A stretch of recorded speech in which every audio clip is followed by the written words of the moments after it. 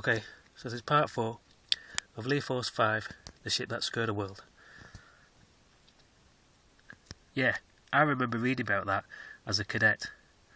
Out on its very first mission, Shen lost transmission with the crew, and everybody feared it had succumbed to the Danes or something even worse from the depths of space.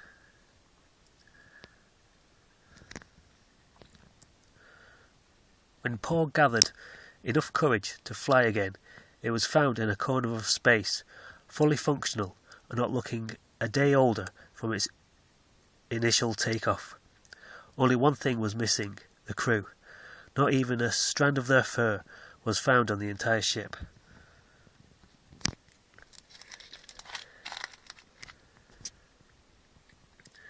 It still sits there today, in that damned pocket of space.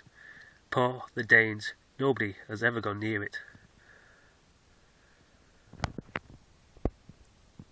Until now. The Danes parked in our HQ, agents up to their necks in mud, a cursed ship is the least of our worries. Before we go though, can I just take you two aside? There's something else Matthias said might help us. I'm not needed for this bit. I'll go get the ship started. Guys? Shortly, the busy ship leaves the mess of Shailu behind and heads for the uncertain black territory of damned space.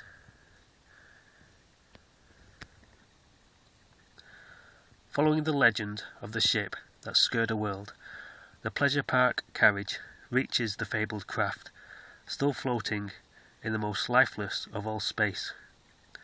This is really eerie. Even the stars don't dare shine here. Hey Leah, don't you get it? We're flying in the face of adversity. Let's just link up and get out of here. This is even creepier than some of the creatures who come on my ride.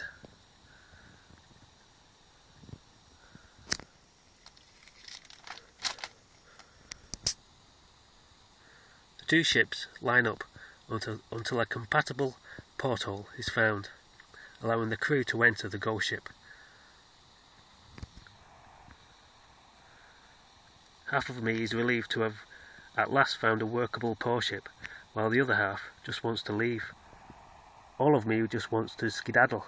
Actually, only half does, but half of me doesn't add up to much. After carefully trudging through the ship, the agents and Gloop take up the usual positions in the cockpit. Only a few systems are offline, not bad considering how long it's been parked here. Let me climb behind the panels. I fix the swirlers all the time back on Hall for Whistles.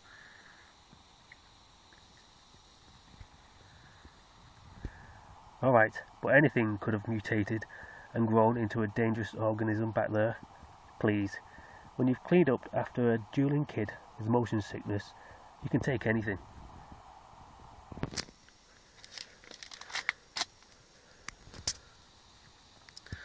And in no time at all, the mythical ship is back up to full power. Okay, send a signal to Dalmatia and Damascus. We're taking back HQ right now.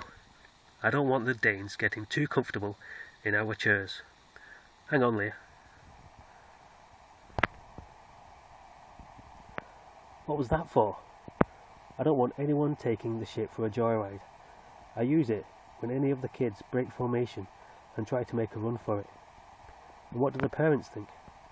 They want to know if they can buy one in the souvenir shop.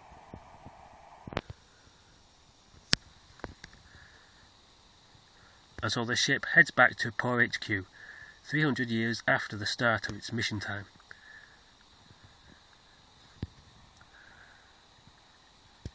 Back in the Danes' new acquisition, the Dane Earl, there's a lone Poor ship en route to the station. Ah, valiant agents, returning home after a long mission from the depths of space. Send out a fleet of our ships and reduce it to molecules. Sir? It's not my fault they missed something as important as their own HQ being taken over. And kill a few canines on the surface too. Again, it's not my fault.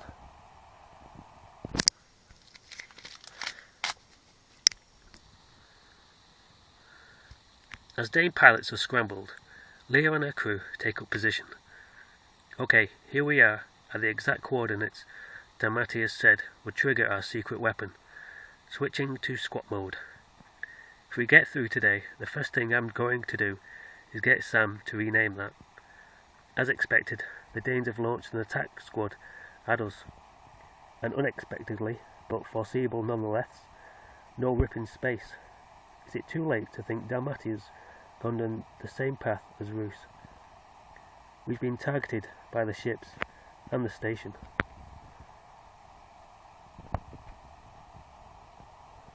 Okay, I'd like to get off this ride now. A few more seconds. We've come all this way. We might as well see it to the very end. I haven't come far with you. I only just met you. Just direct me to the nearest escape pod. The Danes are firing. Direct all power to the shields. Is there anything behind us? No. Then reverse engines full power.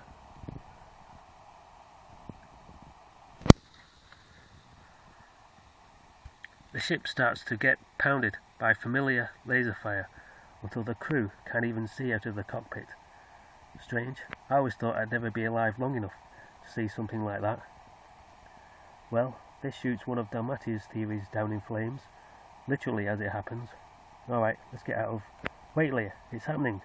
There's a terrific build-up of energy directly behind us. Vertical thrusters to the max.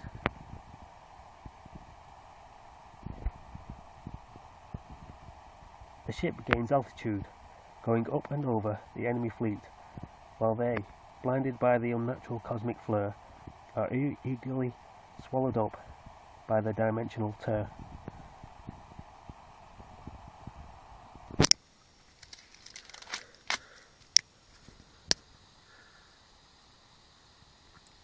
As this wound in space itself heals, the one remaining ship still out there turns its attention towards the station. Let's get in there while they're all still stunned. Sorry, what did you say? I'm still stunned from that actually working. They're closing all hangar doors. It's alright, I know a weak spot in the structure.